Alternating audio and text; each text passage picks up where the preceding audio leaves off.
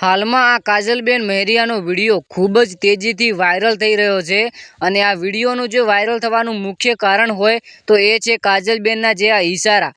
હા મિત્રો, આ વિડીયો તમે એકવાર પૂરેપૂરો જોજો, 2 મિનિટનો છે। કાજલબેન મહેરિયા કોઈ છોકરો પટાવવા માટે આવું કરતા હતા કે પછી કોઈના પ્રેમમાં પાગલ થઈ ગયા હતા? શું છે કારણ કાજલબેન મહેરિયાના આ ઈશારાનું? ચલો હું તમને એકવાર ફરીથી વિડીયો બતાવું। પહેલાં ફોટો સાઈડની અંદર કરી લઈએ। આ વિડીયોની અંદર તમે ધ્યાનથી જોજો કે કાજલબેન મહેરિયા એકવાર એવા ઈશારા કર્યા છે જે ઈશારા આખું સોશિયલ મીડિયા હેંગ કરી નાખ્યું છે અને હાલમાં તેજીથી આ વિડીયો ખૂબ વાયરલ થઈ રહ્યો છે ઇન્સ્ટાગ્રામની અંદર।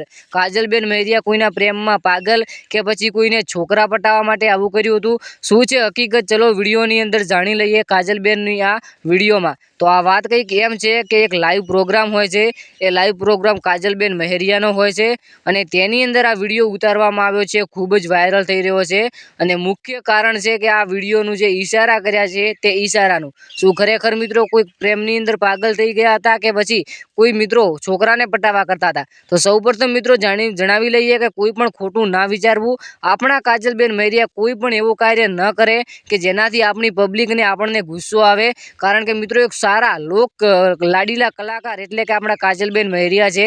કાજલબેન મહેરિયા ક્યારે એવું પગલું ના ભરે। હું તો મારા ફેવરેટ કલાકાર કાજલબેન મહેરિયાને માનું છું। કાજલબેન મહેરિયાના બધા જ શોખ ટીપટોપ હોય છે, સારા હોય છે, સાંભળવા જેવા હોય છે, પરંતુ કાજલબેનના જે આ વિડીયો વાયરલ થઈ રહ્યા છે તેને લઈને ઘણા લોકો કહેતા હતા કે ભાઈ આમ છે ને તેમ છે। તો એવું ખરાબ તો કોઈ ના હોઈ શકે, પરંતુ હું 100% ના કહી શકું। કહેવું છે એ કોમેન્ટની અંદર જરૂરથી જણાવજો કે કાજલબેનના આ ઈશારા શા માટે હોઈ શકે છે અને આવા ઈશારા બેનને કરવાનું શું કારણ હોઈ શકે છે, એ પાછળનું તમે નાના મોટું રહસ્ય જણાવી શકો છો।